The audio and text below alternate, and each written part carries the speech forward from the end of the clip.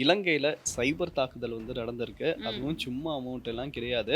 2.5 million dollar. 18 வருஷமா இந்த விசாரணைகள் நடந்துகிட்டு இருக்கு. அதுல ஒரு பெண் சந்தேக நபர் வந்து உயிரிழக்கிறாங்க. இந்த ஆண் பிரதிவாதி தான் குற்றவாளி அப்படின்னு சொல்லி இப்ப நீதிமன்றம் உத்தரவு பிறப்பிச்சு அவருக்கு மரண தண்டனை விதிக்கப்பட்டிருக்கு. கிட்டத்தட்ட 18 18 வருஷம். வருஷங்கள். அவங்க ஆமா. வந்து நீதி கிடைக்கிறதுக்கு 18 வருஷங்கள் ஆகியிருக்கு அப்படின்னும்போது, என்னென்னமோ விஷயங்கள் தலைப்பு செய்திகளா மாறி இருந்தது. இன்னைக்கு வந்து ஃபுல் அண்ட் ஃபுல்லா எல்லாமே வந்து தலைப்பு செய்தியா மாறி இருக்கிறது வந்து தமிழ்நாட்டோட சட்டமன்ற தேர்தல் இதுக்கு யார் காரணம் அப்படின்னு பார்த்தீங்கன்னா, வேட்பாளர்கள் கூட காரணம். அதாவது காரணம்.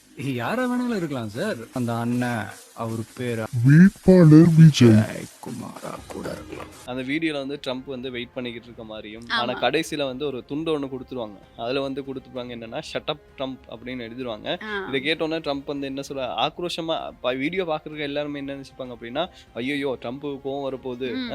ஏதோ ம். செஞ்சுருவாரு" அப்படின்னு சொல்லும்போது, இவர் டக்குன்னு சொல்லுவாரு என்ன, All right. Then I will extend the ceasefire at Pakistan's request. Durga Lakshmi video call ஜோதிடம் எந்த பிரச்சனையாக இருந்தாலும் வீடியோ கால் மூலமாக சரி செய்யப்படும். அனைத்து பிரச்சனைகளுக்கும் 11 நாளில் தீர்வு. வணக்கம் கனிஷ்யா. வணக்கம். எப்படி இருக்கீங்க? நல்லா இருக்கேன் கனிஷ்யா. நீங்க எப்படி இருக்கீங்க? நானும் ரொம்ப நல்லா இருக்கேன். நாட்டுல என்ன நடக்குது? நாட்டுல என்ன நடக்குதுன்னு கேட்கிறத விட, பக்கத்து நாட்டுல என்ன நடக்குது அப்படின்னு தான் கேட்கணும். இன்னைக்கு ட்ரெண்டிங்கா அதான் போய்க்கிட்டு இருக்கு இல்லையா? ஆமா. தமிழக சட்டமன்ற தேர்தல் வந்து சூடு பிடிச்சிருக்கு. சூடு ம். பிடிச்சது என்ன, இன்னைக்கு வந்து வாக்குகள் போட வந்து ஆரம்பிச்சுட்டாங்க. ஆமா. ஸோ காலையில இருந்து இலங்கை சமூக வலைதளங்களா இருக்கட்டும், நியூஸ் தளங்களா இருக்கட்டும், எல்லாத்தையுமே தமிழக சட்டமன்ற தேர்தல் தான் வந்து ஆக்கிரமிச்சிட்டு இருக்கு அப்படின்னு சொல்லலாம். ஆமா. அது மட்டும் இல்லாம பார்த்தீங்கன்னா, இலங்கை வந்து இப்ப சைபர் தாக்குதலுக்கு உள்ளாகி இருக்கு. இதனால ம். பல கோடி ரூபாய் இழப்பு வந்து இலங்கைக்கு ஏற்பட்டிருக்கு. ஆமா. அதே மாதிரி பத்தேகம பகுதியில 18 வருஷத்துக்கு முன்னாடி நடந்த ஒரு சம்பவத்துக்கு நீதிமன்றம் மரண தண்டனை உத்தரவு பிறப்பிச்சிருக்கு. இந்த சம்பவம் எதனால நடந்தது? இந்த சம்பவத்தோட பின்னணி என்ன? நீதிமன்ற உத்தரவோட பின்னணி என்ன? அப்படிங்கிறத வந்து நம்ம நிகழ்ச்சியில இன்னைக்கு பேசலாம். அது மட்டும் இல்லாம பார்த்தீங்கன்னா, பன்னிப்பிட்டிய கொழும்பு புறநகர் பகுதியில வந்து 2 வெவ்வேறு சம்பவங்கள் வந்து நடந்திருக்கு. ம். மாணவர்களுக்கு கொலை அச்சுறுத்தல் வந்து விடுக்கப்பட்டிருக்கு. அதே மாதிரி ஒரு பெண்ண ஆட்டோல இருந்து தள்ளி விட்டுட்டு சாரதி வந்து போயிருக்காரு. இது குறித்த சிசிடிவி கூட வெளியில வந்திருக்கு. ஆமா. நிச்சயமா. நம்ம வந்து கொஞ்ச நாளாவே நிகழ்ச்சியில மறக்காம பேசிக்கிட்டு இருக்கக்கூடிய ஒரு விஷயம் என்ன அப்படின்னு சொன்னா, இந்த அமெரிக்காவுக்கும், ஈரானுக்கும் இடையில நடந்துகிட்டு இருக்கக்கூடிய போர் பதட்டம், இப்ப அது வந்து கொஞ்சம் புஸ்வானமா மாறிருச்சு. அத பத்தின தகவல்களையும், செய்திகளையும் நம்ம நிகழ்ச்சியில இன்னைக்கு பேசலாம். இதுக்கப்புறம் என்ன நடக்கப் போகுது? நாடளாவிய ரீதியில, உலகளாவிய ரீதியில என்னென்ன தகவல்கள், என்னென்ன புது அப்டேட் இருக்க போகுது அப்படிங்கிறதையும் நிகழ்ச்சியில நம்ம இன்னைக்கு பேசலாம். சரி, வாங்க பேசலாம். ஓகே. முதலாவதா என்ன விஷயம் அப்படின்னு பார்த்தீங்கன்னா, இலங்கையில சைபர் தாக்குதல் வந்து நடந்திருக்கு. அதுவும் ம். சும்மா அமௌண்ட் எல்லாம் கிடையாது. 2.5 மில்லியன் டாலர் ரூபாய் வந்து சைபர் தாக்குதலுக்கு உள்ளாகி, இலங்கை வந்து நிதிய வந்து இழந்துட்டாங்க அப்படின்னு தான் சொல்லணும். இது என்ன சம்பவம் அப்படின்னு பார்த்தீங்கன்னா, இலங்கை நிதியமைச்சர் இருக்கு இல்லையா? அதுக்கு கீழ வெளிநாட்டு வளங்கள் திணைக்களத்தோட கணனி அமைப்பு இருக்குல்ல, இதுக்குள்ள ஹேக்கர்ஸ் வந்து புகுந்திருக்காங்க. புகுந்து தான் சில விஷயங்கள வந்து மாத்தி, அவங்களுடைய அக்கவுண்ட்க்கு வந்து காச வந்து மாத்திருக்காங்க. இப்போ ஒரு நாடு வந்து கடன் வாங்குது அப்படின்னு வச்சுக்கோங்களேன். அவங்க வந்து தவணை முறையில காசு வந்து செலுத்துவாங்க இல்லையா? ஸோ அத மாதிரி இவங்க வந்து செலுத்த போயிருக்காங்க. அப்போ மின்னஞ்சல்கள் வந்து இடையில வந்து மறிக்கப்பட்டிருக்காம். அதாவது ஹேக்கர்ஸ் வந்து நடுவுலயே இமெயில வந்து ஹேக் பண்ணி அந்த அக்கவுண்ட் டீட்டெயில்ஸ வந்து சேஞ்ச் பண்ணியிருக்காங்க. ஸோ அது மூலமா தான் இவ்வளவு பெரிய தொகை வந்து ஹேக்கர்ஸுக்கு மாறியிருக்கு. இதை வந்து இப்ப இலங்கை அரசாங்கம் கூட ஏத்துக்கிச்சு. ஆமா, இப்படி ஒரு சம்பவம் நடந்திருக்கு அப்படின்னு ஏத்துக்கிச்சு. ஆனா இது எப்ப தெரிய வந்திருக்கு அப்படின்னு பார்த்தீங்கன்னா, இதே மாதிரி இன்னொரு நாட்டுக்கு வந்து இவங்க வந்து காசு அனுப்ப ட்ரை பண்ணியிருக்காங்க. அப்போதான் அக்கவுண்ட் நம்பர் வந்து சேஞ்ச் ஆகியிருக்க மாரி இவங்களுக்கு ஒரு டவுட் ஒண்ணு வந்திருக்கு. அப்ப பார்க்கும்போது தான் முன்னாடி நடந்த விஷயங்கள் வந்து தெரிய வந்திருக்கு. அதுவும் பார்த்தீங்கன்னா, இலங்கை வந்து IMF கிட்டயா இருக்கட்டும், நிறைய நாடுகள் கிட்ட வந்து கடன் வாங்கியிருக்கு.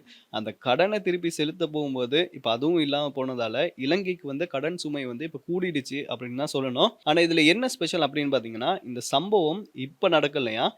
டிசம்பர் தான் நடந்திருக்கு. இப்போ தான் இந்த விஷயம் வந்து வெளியில வந்திருக்கு. ஸோ எதிர்க்கட்சியா இருக்கட்டும், முக்கியமா நாமல் ராஜபக்ஷவா இருக்கட்டும், எல்லாருமே அரசாங்கத்த தான் இப்ப கை காட்டுறாங்க. அரசாங்கத்த கை காட்டுறது மட்டும் இல்லாம, அனுரகுமார திசாநாயக்க இருக்காரு இல்லையா? நம்ம ஜனாதிபதி, நிதியமைச்சர் அப்படின்ற முறையில அவரு தான் இதுக்கு பதில் சொல்லணும் அப்படின்ற மாரி எச்சரிக்கைகளையும் விட்டிருக்காங்க. ஆமா. 2.5 மில்லியன் டாலர்கள் அப்படின்னா கிட்டத்தட்ட இலங்கை ரூபாயில 75 கோடி. அந்த அமௌண்ட் தான் வரும் அப்படின்னு நினைக்கிறேன். ஸோ இவ்வளோ பெரிய ஒரு அமௌண்ட் வந்து இந்த மாதிரி சைபர் அட்டாக்குக்கு உள்ளாகி இருக்கிறது வந்து நிச்சயமா கேள்வி எழுப்பப்பட வேண்டிய ஒரு விஷயமா தான் பார்க்கப்படுது. அது மட்டும் இல்லாம இப்போ ரீசென்ட்டாவே இந்த இந்த மாதிரி சைபர் கிரைம்ஸ் வந்து அதிகமாயிட்டு தான் போகுது. அது மட்டும் இல்லாம நம்ம கொஞ்ச நாட்களுக்கு முன்னாடி பார்த்திருந்தோம் இல்லையா? அந்த 22 வயது இளைஞன் ஒருத்தர் வந்து தனியார் வங்கியோட இணையதளம் மாதிரியே, உத்தியோகபூர்வ இணையதளம் மாதிரியே ஒரு புதிய இணையதளத்த உருவாக்கி, அதிலிருந்து ரூ.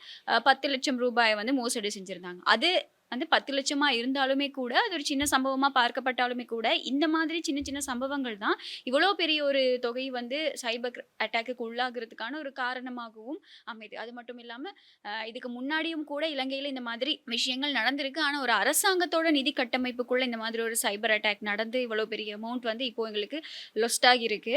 இப்போ இருக்கக்கூடிய அரசாங்கத்துக்கு பல விஷயங்கள் வந்து பிரச்சனையா இருக்கு அப்படின்னு சொன்னா, அவங்களுக்கு வந்து ஏதாவது சிக்கல்கள் வந்துகிட்டே இருக்கு. ஒண்ணு இல்லாட்டி ஒண்ணு வந்துகிட்டே இருக்கு. அவங்கள விமர்சிக்கிற மாதிரியும் சரி, அவங்கள வந்து கேள்விக்குள்ளாக்குற மாதிரியும் சரி, பல சம்பவங்கள் பதிவாகிட்டே இருக்கு. இப்போ எதிர்க்கட்சிகளுக்கு இன்னொரு காரணம் கிடைச்சிருக்கு. ஆனா, இது வந்து ஒரு பாரதூரமான பிரச்சனை உண்மைக்குமே. ஏன்னா, கடன் செலுத்துறதுக்காக இருந்த தொகை இல்லையா? இப்போ இத வந்து அரசாங்கம் இன்னும் கூடுதல் கவனம் எடுத்துக்கணும்.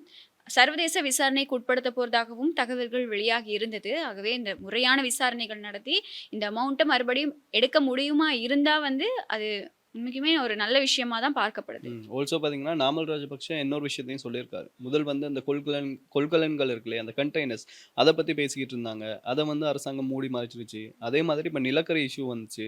அதையும் அரசாங்கம் வந்து மூடி மறைச்சிருச்சு. அதே மாதிரி தான் இந்த விஷயத்தையும் மூடி மறைக்க போது அப்படின்ற மாரி அவர் வந்து சொல்லியிருந்தாரு. அதே மாதிரி இந்த சுமைய வந்து மக்கள் கிட்ட நீங்க வந்து மக்களுடைய தலையில நீங்க வந்து செலுத்த முடியாது. ஏன்னா இது வந்து அரசாங்கத்தினுடைய பிழை. அப்ப நீங்க தானே இது வந்து செய்யணும். அதோட என்ன சொல்லியிருக்காங்க அப்படின்னு பார்த்தீங்கன்னா, அந்த குறிப்பிட்ட டிபார்ட்மெண்ட் இருக்கு இல்லையா? அதுல வேலை செஞ்சவங்கள வந்து நாங்க நீக்கிட்டோம் அப்படின்னு சொல்றாங்க. இவரு என்ன சொல்றாரு அப்படின்னு பார்த்தீங்கன்னா, நீக்கினா ஒண்ணுமே கிடைக்க போறதில்ல. நீக்கினா அந்த காசு கிடைக்க போதா? இல்ல. அதோட முன்ன வந்து இந்த கடன் மற்றும் பரிவர்த்தனைகள வந்து மத்திய வங்கி தான் பார்த்துக்கிட்டு இருந்துச்சாம். இந்த புதிய சட்ட மூலத்துக்கு அப்புறமா தான் நிதி அமைச்சு வந்து இத பார்த்துக்கிட்டு இருந்துச்சு. ஸோ இது எல்லாமே டோட்டலாவே உங்களுடைய பிழை அப்படின்னு அனுர அரசாங்கத்தின் மேல தான் எல்லாருமே வந்து கைய காட்டிக்கிட்டு இருக்காங்க. மத்தது இன்னொரு விஷயம் இருக்கு. என்ன அப்படின்னு சொன்னா, இப்போ இந்த மாதிரி சின்ன சின்ன சைபர் அட்டாக்ஸ் நடந்துகிட்டுலயா இருக்கு. இலங்கையில நடந்த முதலாவது சைபர் அட்டாக் இது கிடையாது. இதுக்கு முன்னாடி சின்ன சின்ன விஷயங்கள் நடந்துகிட்டு இருக்கும்போதே, எங்களுடைய அரசாங்கமாக இருக்கட்டும், அரசாங்கமோ, தனியார் துறையோ எதுவா இருந்தாலும், அந்த நிறுவனத்தில வேலை செய்யக்கூடிய இந்த ஊழியர்களுக்கு இத பத்தின ஒரு விழிப்புணர்வை ஏற்படுத்தணும். இப்படிதான் நீங்க பண்ணணும். இந்த மாதிரி ஒரு விஷயம் நடக்குமா இருந்தா, அதுக்கு நீங்க இந்த மாதிரி தான் நடந்துக்கணும் அப்படின்னு சொல்லி ஒரு விழிப்புணர்வை ஏற்படுத்துவாங்களா இருந்தா, இந்த மாதிரியான அட்டாக்ஸ் நடக்கிறத வந்து நிச்சயமா நம்ம தடுத்துக் கொள்றத தாண்டி கொஞ்சமாச்சும் குறைச்சு கொள்ள முடியும். அது மட்டும் இல்லாம இப்போ அ இந்த மாதிரி நீங்க சொன்னதுதான். இந்த மாதிரி சம்பவங்களோட தொடர்புடையவங்கள வந்து பதவி நீக்கம் செய்றதோ, பணி நீக்கம் செய்றதோ, இந்த காச மறுபடியும் பெற்றுக்கொள்றதுக்கு ஒரு பெரிய ஒரு தீர்வா அமையாது. அப்ப இது மக்கள் கிட்ட நம்ம வந்து வாங்கிக்கிறதும் அப்படிங்கிறது வந்து முறையான தீர்வு இல்ல. நிச்சயமா மக்கள் அதுக்கு பலிகடா ஆக வேண்டிய அவசியமே இல்ல. இப்ப பார்த்தீங்கன்னா, நாட்ல எல்லா விலைவாசிகள் வந்து அதிகரிச்சுருச்சு. ஆமா. பெட்ரோல் விலை கூடிருச்சு. ம். கரண்ட் பில்ல வந்து கூட்ட போறாங்க. எல்லாமே ம். பண்ணும்போது, இதையும் வந்து மக்களுடைய தலையில சுமத்துறது வந்து சரி வராது. ஆமா. ஸோ இத வந்து அரசாங்கம் கவனம் எடுத்து, இதுக்கு உரிய தீர்வை வந்து எடுத்து தரணும். எப்படியும் ஹேக்கர்ஸ் கிட்ட இருந்து இனிமே எடுக்க முடியுமா அப்படின்னு தெரியல. எடுக்க முடியுமா இருந்தாலும், இது வந்து எத்தன வருஷம் ஆகப்போகுது அப்படின்றும் தெரியல.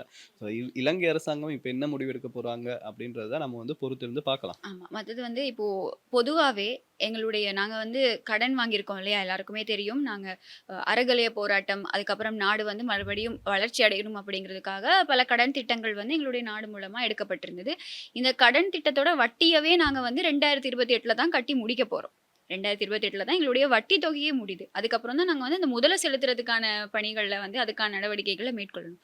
அப்ப இதுவே வந்து ஒரு நிறைய நாட்களுக்கான ஒரு காலம் இல்லையா? நாங்க கடன செலுத்துறதுக்கான. அப்ப இப்படியான ஒரு பின்னணியில இந்த மாதிரியான ஒரு சம்பவம் ரூ. 75,00,00,000 இப்படி ஒரு தாக்குதலுக்கு சைபர் அட்டாக்குக்கு உள்ளாகி இருக்கிறது வந்து ஒரு பெரிய பிரச்சனையா தான் பார்க்கப்படுது. ஸோ நீங்க சொன்ன மாதிரி அரசாங்கம் இதுல எப்படி செயல்படுது அப்படிங்கிறதுல தான் விஷயமே இருக்கு. ஆனா என்னதான் இருந்தாலும் அன்னூர் அரசாங்கம் வந்து நிறைய விஷயங்கள செய்றதுக்கு முன் வாராங்க. வரும்போது எல்லாமே ஏதாவது ஒரு தடை வந்து வந்துருது. இந்த ம். டிட்வா புயலா இருக்கட்டும், இப்போ வந்து இந்த அட்டாக்கா இருக்கட்டும். ஸோ தெரியல. இது யாருடைய டைம் சரியில்ல அப்படின்றது தெரியல.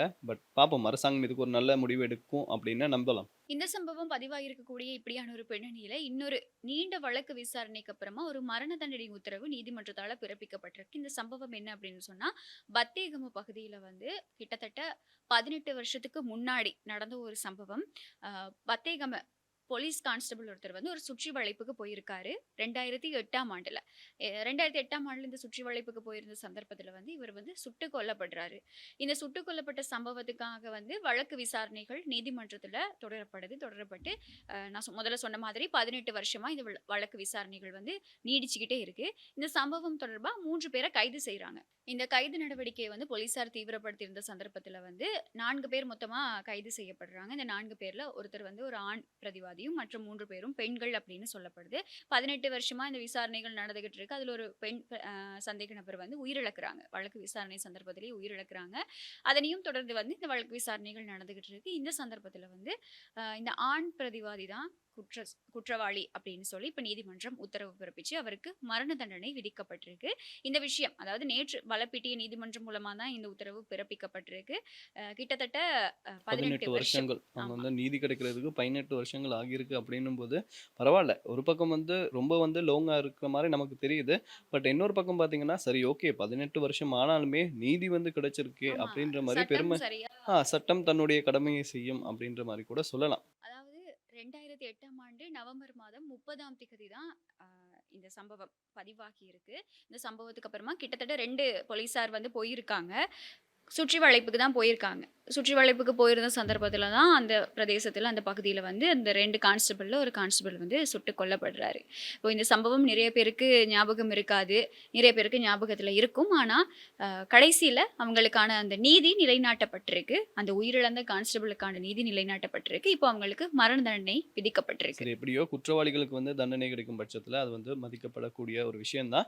இது இப்படி இருக்கும்போது பாத்தீங்கன்னா, கொழும்புல புறநகர் பகுதி அதாவது பன்னிப்பிட்டிய அப்படின்ற ஒரு பகுதி இருக்கு. அதுல வந்து 2 வெவ்வேறான சம்பவங்கள் வந்து நடந்திருக்கு. முதலாவது சம்பவம் என்ன அப்படின்னு பாத்தீங்கன்னா, அங்க வந்து ஒரு ஸ்கூல் ஒண்ணு இருக்கு. இந்த ஸ்கூலுக்கு பக்கத்துல ஒரு வீடு ஒண்ணு இருக்கு. இதுக்கு 2க்கும் பக்கத்துல பாத்தீங்கன்னா ஒரு மாமரம் ஒண்ணு இருக்காம். ஸோ ஸ்கூல் பசங்க என்ன பண்ணிருக்காங்க அப்படின்னு பாத்தீங்கன்னா, அந்த மாமரத்துல வந்து மாங்காய் பிச்சிட்டு இருக்கும்போது அந்த வீட்டோட உரிமையாளர் இருக்கார் இல்லையா, அவர் வந்து வந்து திட்டியிருக்காரு. இதுக்கு அந்த பாடசாலை மாணவர்கள் வந்து திருப்பி கூச்சலிட்டு இருக்காங்க. இதனால கோவமடைஞ்ச அந்த வீட்ல இருந்த நபர் என்ன செஞ்சிருக்காரு அப்படின்னு பார்த்தீங்கன்னா, ஸ்கூல் மதில் இருக்கு இல்லையா? அதுல வந்து ஏறி பாஞ்சு 2 மாணவர்கள புடிச்சு இந்த கத்தி மாரி ஒரு கூரிய ஆயுதம் ஒண்ணு இருக்கு. கழுத்துக்கிட்ட வச்சு உயிர் அச்சுறுத்தல் வந்து விடுத்திருக்காராம். ஸோ இதுக்கப்புறமா இந்த பசங்க வந்து அவங்களுடைய பிரதி அதிபர் இருக்கார் இல்லையா? அவர்கிட்ட போய் சொல்ல, அவர் அப்புறமா போலீஸுக்கு போயிட்டு கம்ப்ளைண்ட் பண்ணி இப்ப விசாரணைகள் மேற்கொண்டு வர்றதா சொல்லியிருக்காங்க. இது வந்து நமக்கு சின்ன விஷயமா தெரியும். ஆனா கொஞ்சம் யோசிச்சு பாருங்க. கழுத்துக்கிட்ட வச்சவரு கோவத்துல வந்து ஏதாவது பண்ணியிருந்தாருன்னா என்ன நடந்திருக்கும்? எல்லா பிரச்சனைகளுமே இப்படி தானே ஆரம்பிக்குது. ம். எல்லாத்துக்குமே வன்முறைகள் வந்து ஒரு தீர்வா அமையாது. அந்த மாணவர்கள் மேலேயும் தவறுகள் இருக்கலாம். அத வந்து முறையா பொ அ ஸ்கூல்ல போய் கம்ப்ளைண்ட் பண்ணியோ, அப்படி இல்லன்னா போலீஸ்ல போய் கம்ப்ளைண்ட் பண்ணியோ, ஏதாவது ஒரு விதத்துல சட்ட ரீதியா இத வந்து தீர்த்துக்கலாம். வன்முறைய யாருமே கையில எடுக்கக்கூடாது. அதனால தான் பல குற்ற சம்பவங்கள் பதிவாகிட்டு இருக்கு. அதுக்கப்புறம் பாடசாலை மாணவர்களோடயா இருக்கட்டும், அந்த வீட்டு உரிமையாளரோடயா இருக்கட்டும், எல்லாருடையும் வாழ்க்கை வந்து கேள்விக்குறியா மாறிடும் இல்லையா? அதான் ஆத்திரத்துல இருக்கிற ஒரு முடிவு வந்து, அப்புறம் அவங்களுடைய லைஃப்ப வந்து ஃபியூச்சரையே இல்லாம ஆக்குறது பண்ணிரும். இல்லாம ஆக்குறது கூட வாய்ப்புகள் இருக்கு. அண்ட் இதே மாதிரி இதே பன்னிப்பிட்டியல இன்னொரு சம்பவம் நடந்திருக்கு. என்ன அப்படின்னு பார்த்தீங்கன்னா, ஒரு பெண்ண ஒரு ஆட்டோ ஓட்டுநர் இருக்கார் இல்லையா? அவர் வந்து ஏத்திக்கிட்டு போயிருந்திருக்காரு. நடுவுல என்ன நடந்துச்சோ தெரியல. அந்த பெண்ண வந்து ஆட்டோல இருந்து தள்ளி விட்டுட்டு, இவரு பாட்டுக்கு ஆட்டோவ எடுத்துட்டு போயிட்டாராம். ஸோ இந்த விஷயம் வந்து சிசிடிவில பதிவாகியிருக்கு. ஆனா அவங்களுக்குள்ள என்ன நடந்துச்சு? எதனால அவர் இப்படி பண்ணாரு? ஸோ ஒருவேளை சொந்தக்காரங்களா? இல்லாட்டி குடும்ப பிரச்சனையா? எதனால அவர் அப்படி பண்ணாரு? அப்படின்ற விஷயம் வந்து என்னன்னு தெரியல. ஆனா சோசியல் மீடியால இந்த வீடியோ வந்து இப்ப வைரலா போய்க்கிட்டு இருக்கு. 1000 தான் இருந்தாலும் அப்படி வந்து பண்ணக்கூடாதுல்ல. ஸோ அதுவும் வந்து இப்ப பேசுபொருளா மாறி இருக்கு. ஸோ இலங்கையில இப்ப பார்த்தீங்கன்னா, டெய்லி ஏதாவது ஒரு நியூஸ் வந்து வந்துகிட்டே தான் இருக்கு. ஆமா. இல்ல எந்த பிரச்சனையா இருந்தாலும் இப்படி நடு ரோட்ல வந்து இப்படி தள்ளி விட்டு போற அளவுக்கு அது எந்த அளவு தூரத்துக்கு பெரிய பிரச்சனை அப்படிங்கிறது தெரியல. எது எப்படியா இருந்தாலுமே கூட, இந்த சிசிடிவி கேமராக்கள் அது வந்து சமூக வலைத்தளங்கள்ல வெளியிடப்படுறது அப்படிங்கிறது வந்து, இப்போ நிறைய குற்ற சம்பவங்களுக்கு வந்து ஒரு பெரிய ஆதாரமாவே இருக்கு. உங்களுக்கு ஞாபகம் இருக்கும். அ இலங்கையோட ஒரு முன்னணி நடிகை, ஒரு மாடல் நடிகைன்னு சொல்லப்படக்கூடிய ஒருத்தவங்களோட மகனும் கூட இப்படியான ஒரு சர்ச்சையில வந்து சிக்கியிருந்தாரு. அதுவும் ரொம்ப நாட்களுக்கு முன்னாடி நடந்த ஒரு பிரச்சனை. அது சோசியல் மீடியால வைரலாகி, அதுக்கப்புறம் அந்த சம்பவத்துக்கு முறையான விசாரணைகள் நடந்து, குற்றவாளிகளுக்கு வந்து தண்டனை வழங்கப்பட்டிருந்தது எங்க எல்லாருக்குமே ஞாபகம் இருக்கும். அப்ப இந்த சிசிடிவி கேமரா வீடியோஸ் அப்படி இல்லன்னா இந்த ஃபோன்ல கேப்சர் பண்ணக்கூடிய விஷயங்கள், அது சோசியல் மீடியால லீக் ஆகி, சோசியல் மீடியால ஸ்ப்ரெட் ஆகி தான் பல பிரச்சனைகளுக்கு வந்து தீர்வுகள் வழங்கப்பட்டுட்டு ம். இருக்கு. அதே அது மாதிரி ஒரு விதத்துல நல்லதாவும் தான் இருக்கு. அதே மாதிரி இப்படியெல்லாம் பண்ணும்போது தான் சில பிரச்சனைகள் யார் பக்கம் நியாயம் இருக்கும் அப்படின்றது வந்து நம்மளால ஈஸியா கண்டுகொள்ளக்கூடியதாகவும் இருக்கு. சோஷியல் மீடியால ஒரு நல்ல பெனிஃபிட் அப்படின்னா இந்த விஷயத்த வந்து நம்ம சொல்லலாம். ஆமா. அதே மாதிரி இப்ப நேற்றைய தினமும் கூட அதுக்கு முதல் நாள் வந்து ஒரு தாயார் ஒருத்தவங்கள வந்து ஒரு ரோட்ல வச்சு கொஞ்சம் பேர் தாக்குதல் கொடூரமா தாக்குற ஒரு வீடியோ வந்து வெளியாகி இருந்தது. அதுவும் சோஷியல் மீடியால வைரலான ஒரு வீடியோ. அதுக்கப்புறம் இது வந்து முறையா பாதுகாப்பு துறைக்கு போய் சேர்ந்து, அவங்க விசாரணை நடத்தி கிட்டத்தட்ட 9 சந்தேக நபர்கள வந்து இந்த தாக்குதல் சம்பவம் தொடர்பா கைது செஞ்சிருந்தாங்க. அதுவும் ஒரு குடும்ப தகராறு காரணமா நடு ரோட்ல வச்சு ஒரு தாயார வந்து அடிச்சிருந்த ஒரு வீடியோ தான்.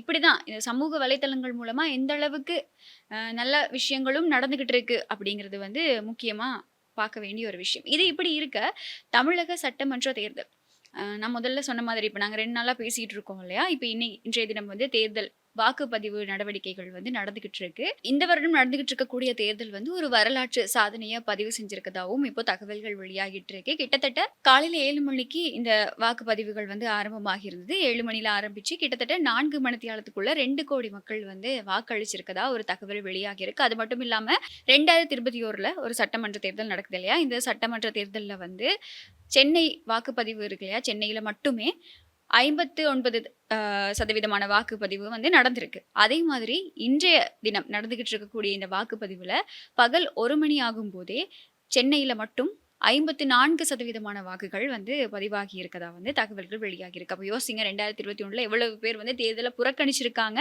இப்போ வந்து மக்கள் ஆர்வமா போய் வாக்களிக்கிறதா தான் ஒட்டுமொத்தமான செய்திகள், இந்திய தரப்புல இருந்து வரக்கூடிய செய்திகள் வந்து பார்க்கும்போது தெரியுது. அது மட்டும் இல்லாம பல நடிகர்கள் வந்து முன்னணி நடிகர்கள், சின்ன திரை நட்சத்திரங்கள் அப்படின்னு சொல்லி பல பேர் வந்து அவங்களுடைய அந்த ஜனநாயக கடமையை நிறைவேற்றியே ஆகணும்னு சொல்லி வோட் பண்ணதுக்கு அப்புறமா வந்து அவங்களுடைய சோஷியல் மீடியாஸ்ல போட்டோஸ் ஷேர் பண்ணி சொல்றதா இருக்கட்டும். பல பேர் மறைமுகமா வந்து ஒரு சிம்பல் கொடுத்திருப்பாங்க. இவங்களுக்கு வாக்களிங்க, இவங்களுக்கு வாக்களிக்காதீங்க அப்படின்னு சொல்லி.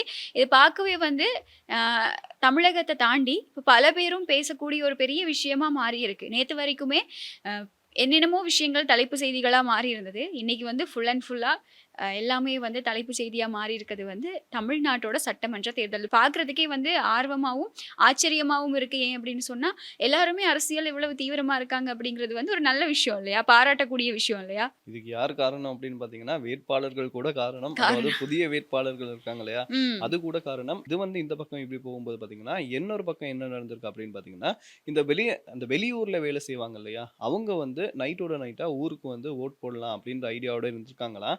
அவங்களுக்கு போதிய அளவு போக்குவரத்து சேவை வந்து அதாவது பஸ்ஸுகள், அந்த ட்ரெயினுகள் இதெல்லாம் கிடைக்கல அப்படின்ற மாரி நிறைய எதிர்ப்புகள் வந்து கிளம்பியிருக்கு. அது மட்டும் இல்லாம இதுக்கு இப்ப சில கட்சிகள் தான் காரணம் அப்படின்ற மாரியும் அவங்க வந்து அவங்களுடைய ஆதங்கத்த வந்து வெளிப்படுத்தியிருக்காங்க. அந்த கூட்டமா இருக்கும்போது கூட அவங்க வந்து ஒரு கட்சிக்கு சப்போர்ட் பண்ணுவாங்க இல்லையா? அந்த கட்சியோட பேர சொல்றதா இருக்கட்டும், அந்த கட்சியோட தலைவர் இருக்கார் இல்லையா? அவங்களுடைய பேர சொல்லி அவங்கள வந்து உற்சாகப்படுத்துற மாரி நிறைய கோஷங்கள வந்து எழுப்பியிருந்தாங்க. ஸோ இதுவரைக்கும் இவர் வெத்துவாரா அப்படின்னு நெனச்ச மக்கள் கூட நேத்து வந்து கொஞ்சம் அவங்களுடைய வயித்துல கொஞ்சம் புளிய கரைச்சிருக்கும் அப்படின்னு தான் சொல்லணும். ஆமா. இன்னொரு விஷயம் என்ன அப்படின்னு சொன்னா, இப்போ அ 549 வாக்குச்சாவடிகள் வந்து கொஞ்சம் பதட்டமான சூழல்ல இருக்கதாகவும், அத வந்து கண்காணிச்சுக்கிட்டு இருக்கதாகவும் பல தகவல்கள் வெளியாகிட்டு இருக்கு. ஒரு பக்கம் இப்போ இந்த திராவிட முன்னேற்றக் கழகம், இப்போ இருக்கக்கூடிய முதலமைச்சர் ஸ்டாலின் அவர்களுடைய கட்சி. இந்த கட்சிக்கு தான் பெரும்பான்மை வாக்குகள் இருக்கும் அப்படிங்கிற ஒரு அசராத நம்பிக்கை வந்து ஸ்டாலினுக்குமே இருந்தது. அந்த கட்சி சார்பா இருக்கக்கூடியவங்களுக்குமே இருந்தது. அத வந்து அவங்களுடைய தேர்தல் பிரச்சாரத்திலேயே பார்க்கக்கூடியதா இருந்தது இல்லையா? பல பல பேர் சேர்ந்து வீடுகளுக்கு போய் பார்க்க நல்லா அழகா இருந்தது அவங்களுடைய தேர்தல் பிரச்சாரங்கள். எல்லா கட்சிகளோடையும். எல்லாரையுமே சொல்லணும். அவங்களுடைய தேர்தல் பிரச்சாரங்கள வந்து அழகா பண்ணியிருந்தாங்க. அவங்களால முடிஞ்ச முயற்சிகள போட்டு பண்ணியிருந்தாங்க. அதே மாதிரி அதிமுக.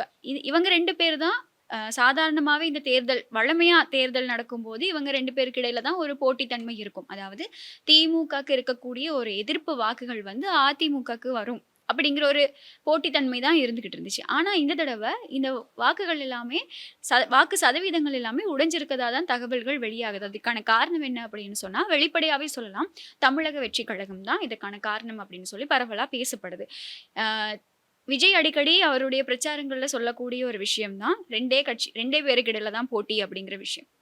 ஆனா, இப்போ இது வந்து ஒரு மும்முனை போட்டியா மாறி இருக்கு. இந்த மும்முனை போட்டியில வந்து திமுகக்கு இருக்கக்கூடிய எதிர்ப்பு வாக்குகள் அதிமுகக்கு போறத தாண்டி, அதுக்கான அதிக பெரும்பான்மை வந்து விஜய்க்கு இருக்கு. அப்படிங்கிற ஒரு விஷயம் தான் இப்போ ஒரு கருத்து கணிப்புகள் மூலமாவும் வெளியாயிட்டு இருக்கு. திமுக பிடிக்கலன்னா வேற யாரு அப்படின்னா, ஓகே தமிழக வெற்றிக் கழகம் அப்படின்னு யோசிக்கிற அளவுக்கு வந்து மக்கள் வந்து இந்த அரசியல் பேசுறதுக்கும், இளைஞர்கள் மத்தியில இந்த அரசியல் ஆர்வம் வந்து அதிகரிக்கப்பட்டிருக்கு அப்படிங்கிறது தான் உண்மை. எது எப்படி இருந்தாலுமே கூட விஜய் முதலமைச்சர் ஆகுறதுக்கான வாய்ப்புகள் இருக்கா அப்படின்னு கேட்டா, அத வந்து நம்ம இப்பவே பிரெடிக்ட் பண்ணி கூட சொல்ல முடியாது. ஏன்னா, வாய்ப்புகள் கொஞ்சம் கம்மி தான். முதலமைச்சர் ஆவாரா இருந்தா, அவர் குடுத்திருக்க தேர்தல் வாக்குறுதிகள அவர் வந்து முறையான விதத்துல நிறைவேற்றுவாரு அப்படிங்கிறது என்னமோ உண்மை. ஆனா, அ அவர் வருவாரா அப்படிங்கிற கேள்வி இன்னமுமே எழுப்பப்பட்டுட்டு தான் இருக்கு. வர்றதுக்கான வாய்ப்புகள் குறைவா இருக்கு அப்படிங்கிற தகவல்களும் வெளியாயிட்டு இருக்கு. ஏன்னா, திமுக அப்படிங்கிறது வந்து எங்களுக்கு தெரியும். இலங்கையில எப்படி மஹிந்த ராஜபக்ஷ ஆட்சியோ, அதே மாதிரி தான் தமிழகத்துல வந்து திமுக ஆட்சி அப்படிங்கிறது. அவங்க காலம் காலமா, பரம்பரையா அவங்களுடைய ஆட்சிய வந்து நிலைநிறுத்திக்கிட்டு இருக்காங்க. அவங்களுக்குன்னு ஒரு தொண்டர்கள் கூட்டம், தமிழ்நாட்டு மக்களுக்கு அவங்க பண்ண விஷயங்களும் நிறைய இருக்கு இல்லையா? அதனால அவங்க வந்து அவங்களுக்கான வாய்ப்புகள் அதே மாதிரி இருக்கும். தமிழக வெற்றிக் கழகத்துல விஜய் போட்டியிடக்கூடிய தொகுதிகள்ல விஜய் வந்து வெற்றி பெறதுக்கான வாய்ப்புகள் அதிகமா இருக்கு அப்படிங்கிறது தான் இப்போ உறுதியா சொல்லப்படுது. வெயிட் பண்ணி பார்ப்போம். இப்போ இருக்கக்கூடிய ஒரு நேர்மறையான தகவல் என்ன அப்படின்னு சொன்னா, ஓகே இந்த தடவ வோட் பண்றவங்களோட பெர்சன்டேஜ் வந்து அதிகமா இருக்கு.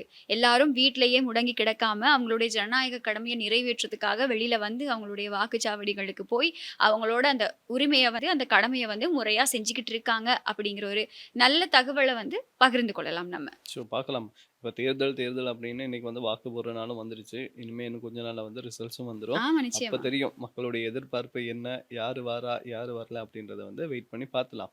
ஸோ இது இப்படி இருக்கும்போது பார்த்தீங்கன்னா, இந்த உலக பதற்றம் இருக்கு இல்லையா? Iran, Israel, America. இது வந்து நம்ம முன்னாடியே சொல்லியிருந்தோம். இன்னைக்கு ஈரான் கூட ஒரு வீடியோ ஒண்ணு போட்டாங்க. அந்த வீடியோ பார்த்திருப்பீங்கன்னு நெனைக்கிறேன். அது என்ன சொல்றது? இதுக்கு மேல ட்ரம்ப்ப வந்து அவமானப்படுத்த முடியுமா அப்படின்னு தெரியல. ஏன்னா அந்த வீடியோவ பார்த்தாலே தெரிஞ்சிருக்கும். அந்த வீடியோல வந்து ட்ரம்ப் வந்து வெயிட் பண்ணிக்கிட்டு இருக்க மாரியும், ஆமா. ஈரானுக்காக வெயிட் பண்ணிக்கிட்டு இருக்க மாரியும், ஆனா ம். கடைசியில வந்து ஒரு துண்டு ஒண்ணு குடுத்துருவாங்க. அதுல வந்து குடுத்துருப்பாங்க என்னன்னா, "ஷட் அப் ட்ரம்ப்" அப்படின்னு எழுதிருவாங்க. ஆ. இத கேட்டோனே ட்ரம்ப் வந்து என்ன சொல்ல ஆக்ரோஷமா வீடியோ பார்க்குறவங்க எல்லாருமே என்ன நெனச்சுப்பாங்க அப்படின்னா, "ஐய்யய்யோ! ட்ரம்ப்புக்கு கோவம் வரப்போகுது. ம். ஏதாவது ம். செஞ்சுருவாரு" அப்படின்னு சொல்லும்போது, இவர் டக்குன்னு சொல்லுவாரு என்ன, "போர் நிறுத்தத்த வந்து அறிவிக்கிறேன். ஆனா வந்து பாகிஸ்தான் கேட்டாங்க இல்லையா? அதனால தான். அதனால தான் அறிவிக்கிறேன்" அப்படின்ற மாரி ட்ரம்ப்ப வச்சு செஞ்சிருப்பாங்க ஆமா. ஈரான்காரங்க. அது என்ன அப்படின்னு சொன்னா, இந்த போர் ஆரம்பிச்ச நாள்ல இருந்தே ட்ரம்ப்ப வந்து இந்த மாதிரி மீம்ஸ் மூலமா கலாய்க்கிறதுல வந்து ஈரான் ஈரான வந்து அடிச்சுக்க ரொம்ப முடியும். ஆமா ம். தீவிரமாவே இருக்காங்க அப்படிதான் சொல்லணும். ஜோக்ஸ தாண்டி இப்போ கள நிலவரம் எப்படி இருக்கு? போர் பதட்டம் எப்படி இருக்கு? அப்படின்னு சொன்னா, நேற்றைய தினமும் கூட ஈரான் வந்து 2 சரக்கு கப்பல்கள வந்து சிறைப்பிடிச்சிருக்கு. ஹோர்மூஸ் நீரிணை வந்து ஆ ஒரு மிக முக்கியமான பொருளாதார வழித்தடம் அப்படிங்கிறது வந்து எங்க எல்லாருக்குமே நல்லாவே தெரியும். அந்த நீரிணையில தான் எங்களுடைய உலக பொருளாதாரம் தங்கி இருக்கு அப்படிங்கிறதும் தெரியும். அப்போ அமெரிக்கா வந்து ஆல்ரெடி ஈரான் தரப்புல இருக்கக்கூடிய கப்பல்கள வந்து கப்பல சிறைப்பிடிச்சிருந்தது. இந்த கப்பல்ல இருந்த பொருட்கள் தொடர்பா ஆய்வு நடத்தி இருந்தது. இது சீனால இருந்து வந்திருக்க முடியும் அப்படின்னு சொல்லி தகவல்கள் வெளியாகி இருந்தது. இல்ல அது சைனால இருந்து வந்தது கிடையாது அப்படின்னும் சொல்லியிருந்தாங்க. இது இப்படி இருக்க இப்போ ஈரான் செம்ம கோவத்துல இருக்காங்க ட்ரம்ப் மேல. ஏன்னா நீங்க போர் நிறுத்தம்னு சொல்றீங்க. கடல்ல என்ன பண்ணிட்டு இருக்கீங்க? கப்பல்கள சிறைப்பிடிச்சு அப்படிங்கிறது தான் ஈரானுக்கு இருக்கக்கூடிய மிகப்பெரிய கோவம். அப்போ கடல் முற்றுகைய நீங்க வந்து நிறுத்துங்க. அதுக்கப்புறம் நாங்க அமைதி பேச்சுவார்த்தை நடத்துவோம். அத நடத்தி எங்களுக்கும் சமாதானம் தான் வேணும். எங்களுக்கும் இந்த போர்ல இருந்து எப்படியாவது விடுபடணும். எங்களுக்கும் இதுக்கு மேல இத நீட்டிக்கணும் அப்படிங்கிற தேவை கிடையாது. அதனால நீங்க கடல் முற்றுகைய நிறுத்துங்க. அதுக்கப்புறம் அமைதி பேச்சுவார்த்தைக்கு வாங்க. நாங்க வந்து ஒரு நல்ல உடன்பாட எட்டி இந்த பேச்சுவார்த்தைகள முடிச்சுக் கொள்ளலாம் அப்படின்னு சொல்லி ஈரான் சொன்னாலும், ட்ரம்ப் கேட்கிற மாதிரியே இல்ல. நாங்க ட்ரம்ப்புக்கு என்ன வேணும் அப்படின்னா, ஈரானோட பொருளாதாரத்த அப்படியே முடக்கணும்.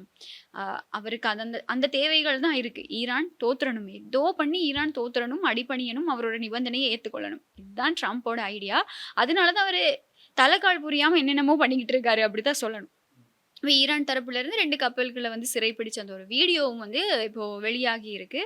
அ ஆனாலும் அவங்க வந்து அந்த கடல் முற்றுகைய நிப்பாட்டுற மாதிரி இல்ல. ஸோ பொறுத்து வந்து பார்க்கலாம். என்ன நடக்குது அப்படின்னு பொறுத்து வந்து பார்க்கலாம். நேத்து வந்து நான் ஒரு ஆர்டிக்கல் ஒண்ணு படிச்சேன். அதுல வந்து அழகா சில விஷயங்கள் வந்து சொல்லியிருந்தாங்க. அவங்க என்ன சொல்லியிருந்தாங்க அப்படின்னு பார்த்தீங்கன்னா, அமெரிக்கா வந்து இதுவரைக்கும் நினைச்சுக்கிட்டு இருந்துச்சாம், ஈரானுடைய ப்ளஸ் பாயிண்ட்டே அவங்க வச்சிருக்க அந்த ஏவுகணைகள், அணு ஆயுதம் அப்படின்னு தான் நினைச்சான். ஆனா உண்மையான பலம் வந்து அவங்களுக்கு அது இல்ல. ஹோர்மோஸ் நீரிணை தான் அப்படின்றத வந்து அழகா வந்து நிறைய விஷயங்கள் வந்து சொல்லியிருந்தாங்க. ஆமா.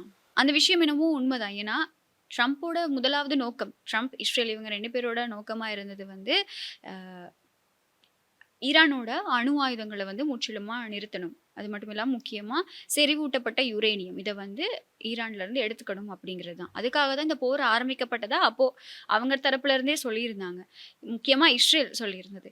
இது எல்லாத்தையுமே தாண்டி இப்போ இந்த நடுக்கடல்ல தான் போரே நடந்துகிட்டு இருக்கு. இந்த போர் பதட்டமே நடந்துகிட்டு இருக்கு. இது எப்ப மறுபடியும் ஒரு தீவிரமான போருக்கு வழிவகுக்கும் அப்படிங்கிறது வந்து தெரியாது. எப்ப வேணாலும் இது வந்து ஒரு பெரிய ஒரு பிரச்சனையா வெடிக்கலாம். பெரிய ஒரு தாக்குதலா பதிவாகலாம். அ ட்ரம்ப் வந்து ஒரு வழியா ஒரு முடிவுக்கு வருவாரா இருந்தா தான் இந்த பிரச்சனை வந்து முடிவுக்கு வரும். இதுக்கு மேல அவர் என்ன எதிர்பார்க்கிறாரு? இதுக்கு மேல அவருக்கு என்ன வேணும்? எந்த நாளும் எல்லா விஷயத்திலயும் வந்து மத்த நாடுகள இன்வால்வ் பண்ணிட்டு, அவங்களுக்காக தான், இவங்களுக்காக தான் அப்படின்னு சொல்லிக்கிட்டு இருக்கிறதுல எந்த ஒரு பயனுமே கிடையாது. ஏன்னா, இதனால மத்த நாடுகள் எல்லாமே பாதிக்கப்பட்டுட்டு இருக்கு. இப்போ சில நாடுகள் வந்து இதுல ஆர்க்யூ பண்ணி, இதுல இன்வால்வ் ஆகி டயர்ட் ஆயிட்டாங்க. இல்ல இதுக்கு மேல நம்ம என்ன பண்ண முடியும் அப்படின்னு சொல்லி ட்ரம்ப் கேட்கிற மாதிரியே கிடையாது. அவர் அவருடைய இஷ்டத்துக்கு ஏதோ பண்ணிக்கிட்டு இருக்காரு. ஆனா, இதனால அவருடைய செல்வாக்கும் தான் குறைஞ்சுகிட்டு இருக்கு. உலக நாடுகளுக்கு மத்தியிலயா இருக்கட்டும், அவரோட நாட்டுக்குள்ளேயே இருக்கட்டும், அவரோட நிர்வாகத்துக்குள்ளேயே இருக்கட்டும், அவருக்கான செல்வாக்கு வந்து ரொம்ப குறைஞ்சுக்கிட்டே போகுது இல்லையா? அவர் மேல இருக்கக்கூடிய மரியாதையா இருக்கட்டும், அவருக்கு வாக்களிச்ச மக்களோட மைண்ட் செட்ட பத்தி கூட அவரு யோசிக்கிறது கிடையாது. ஸோ இந்த மாதிரியான பின்னணியில தான் உலக நடப்பு இருக்கு. சரி, ஓகே. இன்னைக்கு வந்து நிறைய விஷயங்கள் பார்த்தோம். இலங்கையில என்ன நடக்குது, உலகத்துல என்ன நடக்குது அப்படின்ற நிறைய விஷயங்கள் பார்த்தோம். இதே மாதிரி நாளைக்கும் பேசுறதுக்கு நாங்க தயாரா இருக்கோம். ஓகே. நிச்சயமா நாளைய தினமும் நிகழ்ச்சியோட சந்திக்கலாம். உலகத்துல, நாட்டுல என்ன நடக்குது அப்படிங்கிற தகவல்கள, செய்திகள உங்களுக்கு கொண்டு வரதுக்கு தயாரா இருக்கும். சரி, நன்றி. பாய் பாய். துர்கா லட்சுமி வீடியோ கால் ஜோதிடம் எந்த பிரச்சனையாக இருந்தாலும் வீடியோ கால் மூலமாக சரி செய்யப்படும். அனைத்து பிரச்சனைகளுக்கும் 11 நாளில் தீர்வு.